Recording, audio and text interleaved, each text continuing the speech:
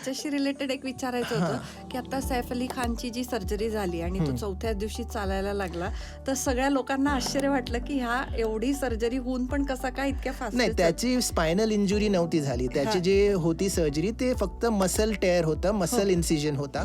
त्यामुळे म्हणून त्यांना स्पायनल सर्जरीची गरज नाही पडली, पण फक्त मसलचं त्यांनी ते सुचरिंग केली, स्किन सुचरिंग केली आणि तेवढंच होतं. त्यांना लवकर बाहेर पडला. पण नाही, असं नाही आहे की फक्त जर आपण स्पायनल सर्जरीज बद्दल बोललो तर थोडक्यात आपण म्हटलं की पेशंट सकाळी येतो आणि संध्याकाळी आम्ही त्याला चालत फिरत करून सुट्टी करून देतो.